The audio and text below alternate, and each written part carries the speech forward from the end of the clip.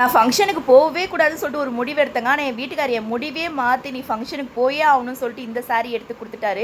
ஜுவல்ஸ்லாம் எடுத்து கொடுத்து இந்த சாரீ தான் உனக்கு அழகாக இருக்கும், நீ ஃபங்க்ஷனுக்கு போகணும்.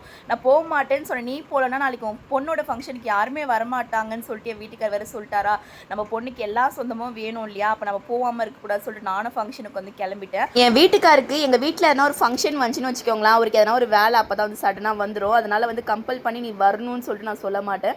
அவங்களுக்கு விருப்பம் இருந்தால் வரட்டும், விருப்பம் இல்லைன்னா வராமல் இருக்கட்டும் தான் நான் சொல்லுவேன். எங்கள் அம்மாவோட க்ளோஸ் ஃப்ரெண்டோட பையனுக்கு வந்து கல்யாணமா, சரி போயிட்டு தலையை மட்டும் காட்டிட்டு வந்துடலாம் சொல்லிட்டு நான் கிளம்பிட்டேன். பாப்பா வந்து எங்கள் அம்மா வீட்டில் தான் இருக்கா. எங்கள் அக்கா ஊர்லேன்னு வந்துட்டாலும் அவளுக்கு ஒரே ஜாலியாகிடும். எங்கள் அக்கா வந்து ஒரு 4 நாள் ஆகுது இன்னும் அங்கே தான் இருக்கா. அக்கா ஊர் ஃபங்க்ஷனுக்காக வந்திருக்கா.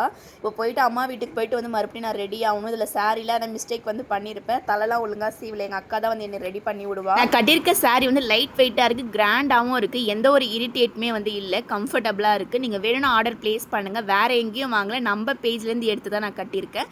கேக் ஆர்டருக்கு தனி நம்பரும் சாரிக்கு தனி நம்பரும் இந்த வீடியோவில் வரும்.